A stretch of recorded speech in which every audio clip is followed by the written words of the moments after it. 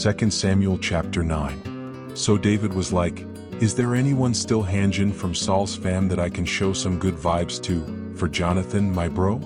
Turns out there was this dude Ziba, a servant from Saul's old crew. They brought him to David and the king was like, yo, are you Ziba? And Ziba goes, totally, that's me, your humble dude. Then David was like, so is there anyone from Saul's fam I can show the Lord's kindness to? And Ziba goes, actually, yeah. Jonathan's got a kid, but he's got major foot issues. David was like, where's he at? And Ziba's all, he's chillin' in Lodabar at the crib of Machir, son of Ammiel. So King David was like, go fetch him, bro, and they brought Mephibosheth in from Machir's pad. When Mephibosheth, Jonathan's son, Saul's grandson, rolled up to David, he face-planted and showed mad respect. David goes, Mephibosheth. And the dude replies, behold, I'm your guy. And David's like, chill bro, don't be scared. I'm gonna hook you up for your dad Jonathan's sake. You're getting all of Grandpa Saul's land back, and you're gonna dine at my table like forever. Mephibosheth was totally humbled and said, dude, I'm like a dead dog. Why are you even being this awesome to me? Then the king hollered for Ziba and told him, hey man, I've just gifted all of Saul's estate to his grandson. You, your sons, and your crew are gonna work the land, bring in the goods, and feed the fam. But Mephibosheth, he's got VIP status at my table. By the way, Ziba had 15 sons and 20 staffers. Talk about a squad. Ziba was like, for sure, my king. I'll do everything you just said. And David added, Mephibosheth eats like he's one of my own sons. So, Mephibosheth had this little dude named Micah, and all of Ziba's house basically worked for him now. And that's how Mephibosheth ended up living in Jerusalem, dining with the king every day like royalty, even though his feet were totally busted. 2 Samuel chapter 10. So after all that, the king of the Ammonites totally croaked, and his kid Hanan took over the throne. David was like, dude, I'm totally gonna show Hanan some kindness, cause his dad was chill with me. So he sent some of his bros to comfort Hanan over the loss. But the Ammonite squad was super serious and said to Hanan, bro, do you really think David's being sweet? Nah, he's totally spying on us, prob scoping out the city to wreck it. So Hanan freaked and shaved half their beards rude, chopped their robes at the booty and kicked him out. When David heard the whole humiliating sitch, he was like, whoa bros, stay in Jericho until your beards grow back. No need to show up looking all awkward. The Ammonites realized they majorly messed up and were, yikes, David's gonna rage. So they hired a whole army of Syrians, like 33,000 dudes total. When David caught wind, he sent Joab and his elite squad, the mighty men, into the fray. The Ammonites geared up near their gate, while the Syrians hung back in the open field. Come at us, brothers. Joab saw he was gonna get flanked, front and back, so he grabbed the best fighters and squared up against the Syrians. Then he handed the rest of the peeps to his bro Abishai to handle the Ammonites. Joab was like, okay dude, if the Syrians are gnarlier than me, help me out. But if the Ammonites are too much for you, I'll have your back, bro. Let's totally be brave for our peeps in our cities, and may God do whatever he thinks is rad. Then Joab and his guys charged the Syrians, and the Syrians were like, nope, and totally bailed. Seeing that their backup bailed, the Ammonites freaked and ran into their city. Joab was like, whatever, and went back to Jerusalem. But the Syrians weren't done. They regrouped for round 2. Hadarezer sent out the signal and brought more Syrians across the river, led by Shobach, their war captain. David was like, all right, game on. He gathered all Israel, crossed the Jordan, and squared up at Helam. The Syrians saw David and were like, we out. But David still wrecked him, wiped out 700 chariot crews, 40,000 horsemen, and even Shobach himself. R.I.P. bro. After that epic defeat, all the other kings who were vibing with Hadarezer were like, yeah, let's not mess with Israel anymore, and they made peace. From then on, the Syrians totally ghosted the Ammonites. 2 Samuel chapter 11. So after the year had totally rolled by and it was prime war season, David sent Joab and the whole Israelite crew to crush the Ammonites and siege Rabbah. But David was just chilling back in Jerusalem, catching vibes. One breezy evening, David got up from his nap sesh and strolled out on his rooftop, and boom, he spotted this total babe bathing. She was super stunning. David was all, "Yo, who's that girl?" And someone was like, "Isn't that Bathsheba, the daughter of Eliam? You know, the wife of Uriah the Hittite." But David didn't even flinch. He sent his messengers to get her. She came over and, yeah, they totally hooked up. Afterward, she bounced back to her place. Then plot twist, Bathsheba sent David a message, I'm preggo. David freaked and texted Joab, "Yo, send Uriah the Hittite over." So Joab did. When Uriah arrived, David was all casual like, "So, how's Joab? How's the squad? War vibes going okay?" Then he was like, "Why don't you go home, kick off your sandals, and just relax?" And he sent him home with a little royal snack pack. But Uriah, being all loyal and stuff, didn't go home. He crashed on the palace steps with the king's servants. David heard about it and was like, "Wait, what? Bro, you just got back from battle? Why didn't you go chill at your place?" Uriah was like, "Dude, the Ark and all of Israel and Judah are camping in tents. And my boss Joab and all the brothers are sleeping under the stars. So how could I just go home, eat, drink, and, hang with my wife? No way, bro, not while they're out there." David said, Okay, just stay one more night. I'll let you bounce tomorrow." So Uriah stayed. David invited him to dinner and got him totally hammered. But even then, Uriah just crashed with the servants again. Still didn't go home. The next morning, David was like, "Okay, this is getting messy." So he scribbled a note to Joab and, super shady, sent it with Uriah himself. In the note, it said, "Put Uriah right in the danger zone, then ghost him so he gets taken out." Brutal. So Joab scoped out the city and was like, that's where all the hardcore fighters are hanging out. And guess what? He sent Uriah right there. Total setup. The city dudes charged out to brawl with Joab's crew, and some of David's guys totally wiped out, including poor Uriah. R.I.P. bro. Then Joab wrote up a report about all the battle drama and sent it back to David. He told the messenger, "Okay dude, when you finish telling the king everything about the battle, if he gets all salty and is like, 'Why did you guys roll up so close to the wall?' Like, dude, they have archers up there." And he's all, "Didn't you learn from that Abimelech fail? A chick dropped a rock on his head from the wall in Thebes and it was game over. Just slide in, oh yeah, and Uriah the Hittite totally died too." So the messenger zoomed off, found David, and spilled the whole war tea Joab had brewed for him. He was like, "So the enemy pushed out and came at us strong in the field, but we chased them all the way to the gate. But then their snipers on the wall picked off some of our guys, and, Uriah the Hittite didn't make it either." David was like, "Okay, no biggie, tell Joab don't stress. Swords totally don't care who they eat. Just keep pushing the attack and crush that city. Oh, and tell him to stay strong, vibes up." When Uriah's wife heard the news, she went full grief mode and totally mourned her guy. After the mourning time was over, David was like, "Yo, bring her here," and he married her. She had his baby. But what David did? Yeah, the Lord was so not stoked about it. 2 Samuel chapter 12. So the Lord totally sent Nathan to drop some truth on David. And Nathan came in and was like, "Okay, so check it, there were these two dudes in the same town. One was totally loaded and the other guy? Super broke. The rich guy had flocks for days, like animals out the wazoo. But the poor dude? He only had this one little lamb he loved so much. It was like part of the fam, ate from his plate, drank from his cup, even snuggled with him at night. It was his fluffy daughter. Then this traveler came to the rich guy's crib, and instead of grilling up one of his own mini sheep, the dude swiped the poor guy's precious lamb and made dinner with it. So not cool."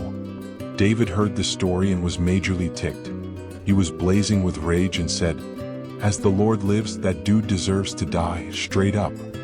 And he better pay back 4 times what he took, 'cause that was just heartless." Then Nathan hit him with the truth bomb. "You are that dude. The Lord God of Israel says, I made you king, dude. I rescued you from Saul's wrath. I gave you everything, your master's house, his wives, both Israel and Judah. And if you wanted more, I totally would have hooked you up. So why'd you blow off my commands and do such gnarly evil? You iced Uriah the Hittite and jacked his wife.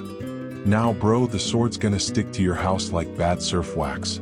You disrespected me and swiped another man's bay.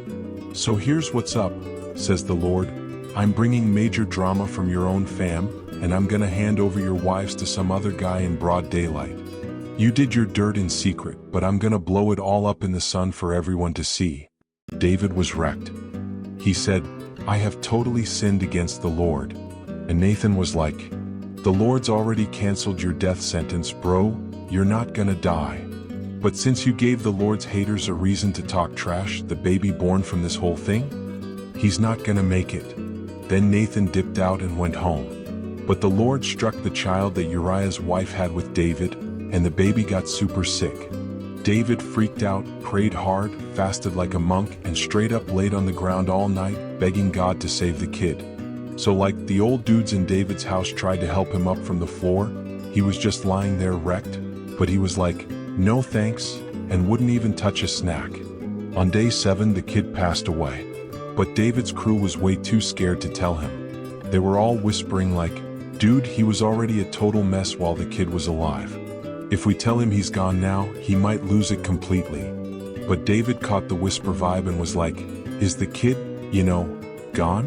And they were like, yeah bro, he's gone. Then David got up, cleaned himself up, put on some fresh threads, went into the Lord's house and worshipped. After that, he went home, asked for food, and finally chowed down. His servants were super confused. Dude, what is even going on? You were fasting and sobbing while the kid was alive, and now that he's gone, you're eating like it's normal? And David was like, while the little dude was alive, I was hoping the Lord might still have mercy and let him live, so I fasted and cried. But now he's gone, like what's the point? Can I bring him back? No. I'll go to him one day, but he's not coming back to me. David then tried to comfort Bathsheba, his wife. He snuggled up with her and boom, baby time. She had a son, and David named him Solomon. And the Lord was super into this baby. So the Lord sent word through Nathan the prophet and gave the kid a rad nickname, Jedediah, which means totally beloved by God. Meanwhile, Joab was out there fighting Rabbah, like full battle mode, and totally conquered the royal part of the city. Joab texted, okay not really but you get it, King David, and was like, yo, I've taken the city of water bro. Now you should round up the rest of the squad, finish this siege and take the city yourself. Otherwise people are gonna say I did all the awesome stuff. So David gathered the gang, went out to Rabbah, and took the city in full king mode. He snagged the crown from the enemy king. It was like super heavy gold with epic bling, and he wore it himself. Plus, the loot from the city was totally massive. And he took the people and put them to work with saws, iron tools, axes, and had them working the brick ovens. David did that in every city of Ammon. Then he and the whole squad headed back to Jerusalem, mission complete. 2 Samuel chapter 13. After some time, David's son Absalom had a beautiful sister named Tamar. Another one of David's sons, Amnon, became obsessed with her. Amnon was so fixated on Tamar that he made himself physically ill.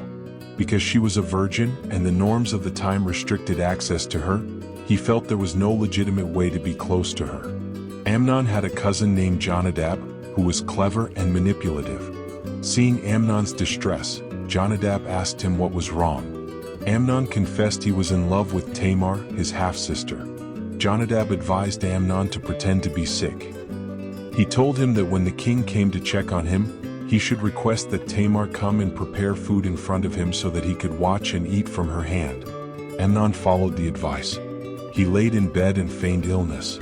When King David visited him, Amnon made the request just as Jonadab had advised. David sent word to Tamar, instructing her to go to Amnon's house and prepare food for him. Tamar went to her brother's house, where he was lying in bed. She prepared the dough, kneaded it, shaped it into cakes in his sight, and cooked them. She poured the cakes out in front of him, but he refused to eat. Then Amnon told everyone else in the room to leave, and they did. Amnon asked Tamar to bring the food into his private room, saying, "Come on in and feed me yourself." So she brought the cakes she had prepared to his chamber. But when she got close, he grabbed her and said, "Come to bed with me, my sister." Tamar responded, "No, my brother, please don't do this. This is wrong. Things like this shouldn't happen in Israel. Don't act like a fool. If you do this, where could I even go with all this shame? And you? You'd be seen as nothing but disgraceful. Please talk to the king. He won't keep us apart." But Amnon wouldn't listen. He was stronger than her, and he overpowered her and raped her. Afterward, his feelings changed. He was filled with hatred toward her, an even deeper hatred than the love he had claimed to feel. He shouted, "Get up and get out." She said, "Sending me away like this is even worse than what you just did." But he ignored her. He called for his servant and commanded, "Throw this woman out and lock the door behind her." Tamar, who had been wearing a special robe that marked her as a royal virgin daughter, was taken out. The door was locked behind her. Broken and devastated, Tamar put ashes on her head, tore the robe she wore, and walked away with her hands on her head, crying the whole way. And like Absalom, Tamar's bro, was all, "Wait, did Amnon seriously mess with you? Wow sis, just don't even. He's your bro, it's gross, but like don't let it wreck you."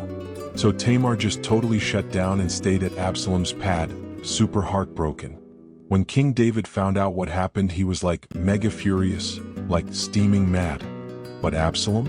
He didn't say one word to Amnon. Like nothing. No, hey, no bye. Total silence. 'Cause deep down he straight up hated Amnon for what he did to Tamar. Fast forward 2 years, Absalom's throwing this big sheep shearing party out in Baal Hazer, near Ephraim. So he hits up the king and invites all the royal bros. He goes, "Hey dad, your boys got this sheep thing going down, totally epic, wanna come with your crew?" And David's like, "Nah son, we shouldn't all roll in, it'd be super extra for you to host us all." But Absalom keeps pushing and the king still says no, but throws him a royal blessing. Then Absalom switches it up and is like, "Okay, well, how about just Amnon tags along?" And David's like, why him though? But Absalom totally insists, so David's like, "Fine," and sends Amnon and all the other brothers with him. But here's the gnarly part. Absalom secretly told his crew, "Alright dudes, wait till Amnon's like totally buzzed off wine. When I give the signal, whack him. No fear, I got your backs. Be bold. Be brave. No flaking out." And boom, they did it. Just like Absalom said. Amnon was toast. The rest of the king's sons freaked and bolted on their mules, like fast. While they were still on the road, someone ran to David like, "Total disaster. Absalom wiped out all your sons. Like none of them made it." David legit lost it, ripped his clothes, face to the ground, totally devastated. His servants stood nearby, also tearing their clothes. Major mourning moment. But then Jonadab, David's nephew, goes, "Hold up, my king, don't panic. It wasn't all the dudes. Just Amnon." Absalom planned this way back when Amnon messed with Tamar. He adds, "So like don't go thinking all your boys are gone. Seriously, it's just Amnon." Meanwhile, Absalom peaced out. Then this lookout guy spots a big crowd coming over the hill. Jonadab turns to the king and goes, "Told you. Look, it's the king's sons. Just like I said." And like as soon as Jonadab was done talking, the royal sons rolled in, totally sobbing. The king and his whole crew just broke down crying, big-time ugly tears. Absalom, though, he dipped out to stay with his grandpa Talmai, the king of Geshur. And David? He mourned for Amnon every single day. Absalom stayed in Geshur for 3 whole years, like full-on exile mode. Eventually, David's heart started aching for Absalom. He was done grieving Amnon, like he'd made peace with that loss, and now he just wanted his runaway son back. 2 Samuel chapter 14. So Joab, son of Zeruiah, totally picked up on the vibes that King David was like super missing Absalom. And Joab was like, "I got a plan." So he sent for this wise woman from Tekoa and told her, "Okay babe, pretend like you're deep in the fields, like serious mourning mode. Ditch the makeup, skip the oils, just full-on grieving widow look." He coached her on what to say to the king. Like he basically gave her the whole script. The woman from Tekoa went in, dropped to the floor, face first, all dramatic, and said, "Help me, O king." The king was like, Girl, what's going on with you?" And she said, "Well, I'm a widow, okay? My hubby is totally gone. And like, I had these two sons and they totally got into it in the field. No one was around to break it up, and one of them straight up took out the other. Now the whole fam is ganging up on me saying, 'Hand over the one who did it so we can off him too.' They wanna erase my last spark of life, and my man's name will totally vanish from the earth. It's tragic." The king was like, "Go chill at your place, I'll handle this." And the woman was all, "My lord, O king, if this backfires, let the guilt be on me and my fam. You and your throne are totally in the clear." Then the king said, "Look, if anyone gives you drama, send them to me, they won't lay a finger on you again." She pressed on, "I beg you, please remember the Lord your God and don't let the blood avengers finish the job, they'll totally take out my son." And the king goes, "As the Lord lives, not a single hair on your son's head is gonna hit the ground." Then she was like, "Okay, just one more thing, can I say it?" And he's like, "Speak, girl." She went, "So like, why are you being this way toward your own people? You're kinda doing the same thing, you won't even bring your own banished son back. That's kinda hypocritical, don't you think? I mean, we all die eventually, it's like spilled water, you can't scoop it back up, you know? But God doesn't just give up on people. He finds a way to bring back those who've been exiled. So the reason I'm even here talking to you, my king, is 'cause the people were stressing me out. And I thought, hey, maybe the king will actually hear me out and say yes. 'Cause you're the king who listens and saves people from getting totally wiped out. You're like, my only hope to stop this dude who wants to destroy both me and my son and steal what God gave us." And the woman was like, "Okay, so your words totally comfort me. You're like an angel of God, seriously. You just know what's right and wrong like instantly. The Lord your God is so with you." Then the king was like, "All right, don't hold back on me, I gotta ask you something." And she said, "Go for it, my king. I'm all ears." And the king goes, "Wait a sec, is Joab behind all this?" And she was like, "As sure as you're breathing, you totally nailed it. No way around it, you saw right through me. It was your guy Joab. He's the one who made me say all this. He totally staged this whole dramatic speech. But you're super wise, my king, like God-level wise. You just know what's up in the whole world." So the king turned to Joab and said, "All right, fine. I did it. Go get Absalom back." And Joab hit the ground, face first, full bow move, and he was like, "Dude, thank you so much. Now I know I'm vibing with you, my king. You actually said yes to my ask." So Joab hopped up and took off to Geshur and brought Absalom back to Jerusalem. But the king was like, "Okay, but he's gotta stay at his own place. He doesn't get to see me." So Absalom moved back into his crib, but he didn't get a face-to-face with Dad. And honestly, Absalom was like the hottest guy in all of Israel. No joke. From the tips of his toes to the top of his perfect head, he was flawless. And get this, he only cut his hair once a year, 'cause it was so freaking thick. When he did, it weighed like 200 shekels. That's heavy hair, bro. Absalom had 3 sons and 1 daughter, and he named her Tamar, like his sis.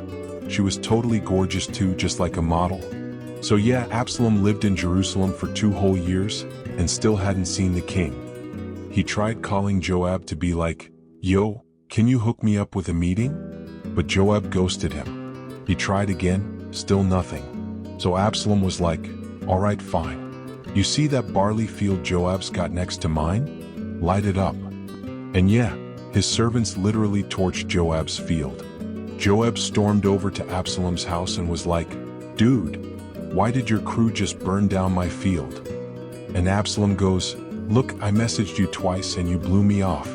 I wanted you to ask the king why I even left Geshur. If I'm so guilty, just let him kill me already. But I want to see him." So Joab went to the king and told him everything. Then the king finally called for Absalom. When he came in, he bowed super low with his face to the floor, and the king kissed him. 2 Samuel chapter 15. So after all that went down, Absalom got himself a flashy ride, chariots, horses, and like a squad of 50 hype men to run ahead of him. Super extra. He'd wake up way early and hang out by the city gate. And whenever someone showed up with beef needing the king's judgment, Absalom would be all, "Yo bro, where you from?"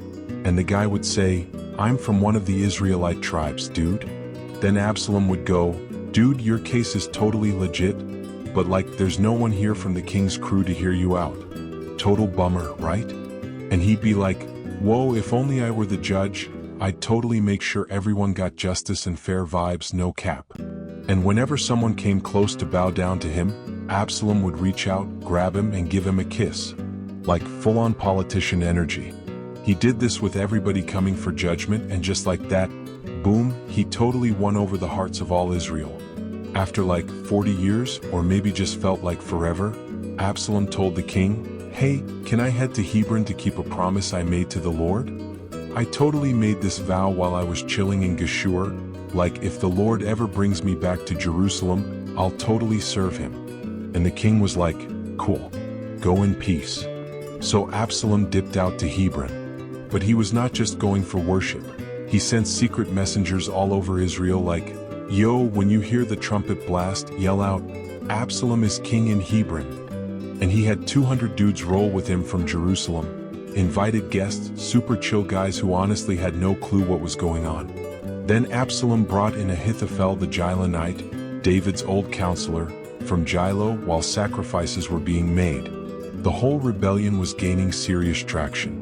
People were flocking to Absalom. Then someone ran up to David and was like, "Dude, the hearts of Israel? Yeah, they're all Team Absalom now." So David told his squad in Jerusalem, "We gotta bounce now.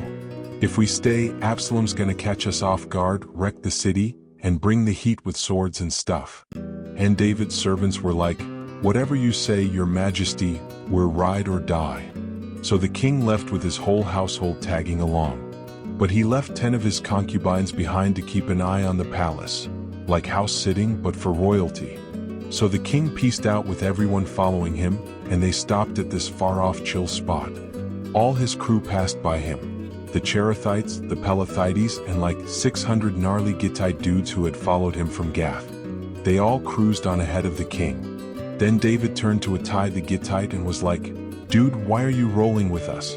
Go back and stay loyal to the new king. You're a foreigner and you just got here. I mean, you only showed up yesterday. I don't want to drag you all over the place when I don't even know where I'm going. Just head back with your boys. May mercy and truth go with you, man." But Ittai fired back, "As the Lord lives and as my king lives, wherever you go, whether it's life or gnarly death, I'm there, bro. Your dude is sticking with you." So David goes, "All right then, cross over." And Ittai did, with his whole squad and even the little Groms. The whole countryside was crying, like loudly, and the people were crossing over. David himself crossed the Kidron Brook, and they all headed toward the wild, wild wilderness. Zadok showed up too, with all the Levites carrying the Ark of God. They paused and set it down while Abiathar climbed higher until everyone had left the city. Then David told Zadok, "Dude, take the Ark back into the city. If the Lord still digs me, he'll bring me back and show me the Ark in his crib again. But if God's like, nah, I'm over you, then hey, I'm here. Let him do whatever seems chill to him." David also said to Zadok the priest, "Aren't you a seer, bro? Head back to the city in peace, with your sons Ahimaaz and Jonathan tagging along. I'll be chillin' in the wilderness until I hear something back from you guys." So Zadok and Abiathar did the thing. They took the ark back to Jerusalem and stayed there. Meanwhile, David climbed up the Mount of Olives, barefoot, crying, and with his head covered in total mourning mode. Everyone with him was doing the same, super sad vibes all around. Then someone told David, "Yo, bad news, Ahithophel's teamed up with Absalom." And David prayed, "Oh Lord, please mess up Ahithophel's advice. Like make it super dumb." When David got to the top of the mountain, where he was worshiping God, guess who shows up? Hushai the Archite with his shirt ripped and dirt on his head. Total dramatic entrance. David goes, "Bro, if you come with me, it's just gonna slow me down. But if you head back into the city and tell Absalom, 'Hey king, I'm your loyal servant now, just like I was your dad's,' you can totally mess up Ahithophel's plans for me. And like, you've got Zadok and Abiathar the priests in the city too, right? So whatever you hear at the palace, spill the tea to them. They've got their sons, Ahimaaz and Jonathan. They can run the info back to me. Every juicy detail, I want to know it. So Hushai, David's ride-or-die friend, headed back into the city. And right as he got there, boom, Absalom rolled into Jerusalem. 2 Samuel chapter 16. So like David had just cruised past the top of the hill when, bam, Ziba, Mephibosheth's servant, shows up with a couple of donkeys all saddled up. He brought 200 loaves of bread, 100 bunches of raisins, 100 summer fruits, and 1 bottle of wine. Total snack drop. The king was like, "Dude, what's all this for?" And Ziba said, "The donkeys are for your fam to ride, the bread and fruit are for your crew to munch on, and the wine's for anyone about to faint in the wilderness." Then the king asked, "Okay, but where's your master's son?" Ziba replied, "He stayed in Jerusalem, saying, 'Today's the day Israel gives me back my granddad's kingdom.'" Then the king was like, "Okay, well, everything that belonged to Mephibosheth is yours now." And Ziba said, "Thank you so much. I just want to stay in your good vibes, my king." So when King David got to Bahurim, this dude from Saul's fam, Shimei son of Gera, comes out straight up yelling and throwing shade. And not just words, he's throwing stones at David and his whole squad, including the mighty warriors. Dude was mad. He was screaming stuff like, "Get out of here, you murderer! You psycho son of Belial! The Lord's finally clapping back at you for all the blood you spilled from Saul's house. Now he's giving your throne to your son Absalom." Boom, karma. Then Abishai, son of Zeruiah, goes, "Why should this trash dude be allowed to yell at my king? Let me go slice off his head real quick." But the king said, "What am I gonna do with you Zeruiah boys? Let him rant. Maybe the Lord told him to curse me. Who am I to argue with that?" David turned to Abishai and the rest of his crew and was like, "Look, my own son wants me dead.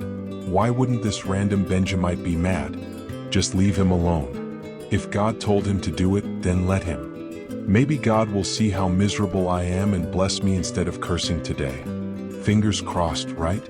So as David and his gang kept walking, Shimei followed them on the hillside, cursing, throwing rocks, and kicking up dirt the whole way. Like total meltdown mode. Eventually the king and everyone with him were exhausted. So they stopped and took a breather. Meanwhile, Absalom rolled into Jerusalem with all the people of Israel, and Ahithophel was riding shotgun. Then Hushai the Archite, David's BFF, showed up to meet Absalom. He was like, "Long live the king." Like seriously, long live the king. Absalom side-eyed him and said, "Bro, is this how you treat your friend? Why didn't you stick with David?" Hushai replied, "Nah man, I'm here for the one the Lord and the people picked. That's my king now, I'm sticking with him. Besides, who else should I be serving? You're his son, right? I served your dad, I'll serve you too, no prob." Then Absalom said to Ahithophel, "All right, what's the move? Drop some wisdom on us." And Ahithophel was like, "Sleep with your dad's concubines, you know, the ones he left to watch the house. Everyone will know your dad totally disowns you, and your crew will be pumped up and ready to ride." So they pitched a tent on the palace roof, and yeah, Absalom went into his father's concubines. Right there. Everyone in Israel knew. Awkward. Back then, Ahithophel's advice was considered straight from the mouth of God. Everybody, David and Absalom, was hanging on his every word like it was gospel.